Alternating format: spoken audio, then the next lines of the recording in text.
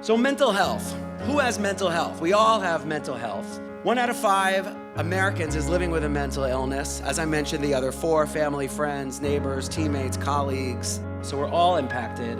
That's why it's so great and so important that we're here today learning more about this. As part of the conference's ongoing commitment to student-athlete welfare, the Big East, along with Providence College, hosted the 3rd annual Student-Athlete Wellbeing Forum. For me, this is the most important event the conference does all year. This chance to engage campus personnel, bring in outside speakers, come together and try to think out ways that we can all be of help to the people who are at the core of what we do, the student athletes, is the most well-spent time we have all year. At the end of the day, it's about educating young people. Winning's important, but people are going to forget that. So you're grading young people to go out and change the world, and this is another initiative that hopefully will help them do that. The National Alliance on Mental Illness NYC began the forum, addressing the stigma surrounding the conversation on mental health. The more we normalize talking about mental illness and mental health conditions, the more people who need help can get help. Having a forum where we can discuss issues that are very often brushed under the rug or brushed aside, to give people permission to be human beings is the first step to getting them the care and the support that they need and deserve. That's how we change the game here.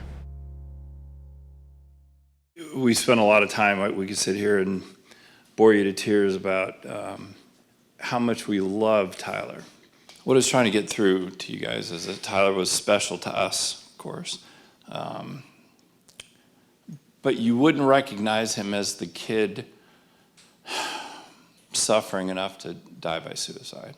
The message that if you have a picture of what you think mental illness looks like in a young adult, I would challenge you that this wasn't one of them. During one of the more powerful moments of the Wellbeing Forum, Mark and Kim Helinski shared the story of their son Tyler, a former Washington State quarterback who died by suicide in January of 2018.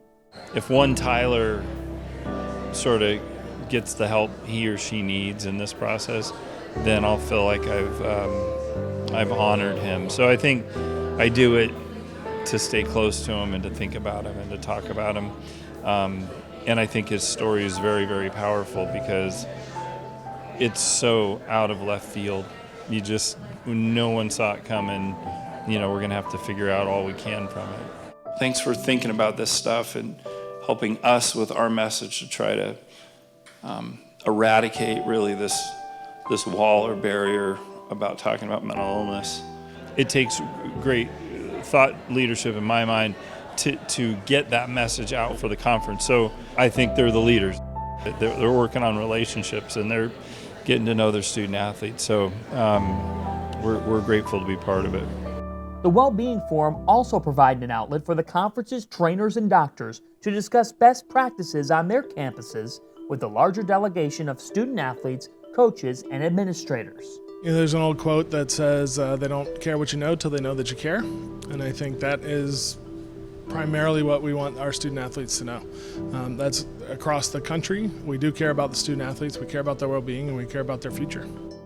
To have our coaches here in a very healthy way, I think we had 20 or 30 from across sports, was a great addition in terms of the dialogue, and hopefully what they picked up here, they're going to be able to go back and apply and be able to make a difference on their campuses. I have found this gathering just tremendously valuable as a coach. Sometimes you don't recognize how much you can touch somebody, but you can. As much as we're competing, we're all in the same boat, and that's hugely important. You're constantly under the light, whether it's for school, for athletics, just your social life. Trying to balance it all is, I think, one of the hardest parts. So I think being here and sitting and listening to people tell you it's okay, that really just kind of calms you down, and something that I think everyone every day should be reminded of. It was moving to see not just student athletes, not just coaches, but administrators, doctors, sports psychologists, people from all over the conference coming in and really going all in on this subject of mental health and making student athletes better. I'm very moved by it, and I appreciate all the support. This event is a once-a-year event for us, but we know that the work is really, happening the 364 other days a year. It's our hope with this that the participants will go back to their campuses and share their learning with their colleagues colleagues. If there's lessons that they can take away that are going to help not only them but athletes in the future, then we think we've done our job.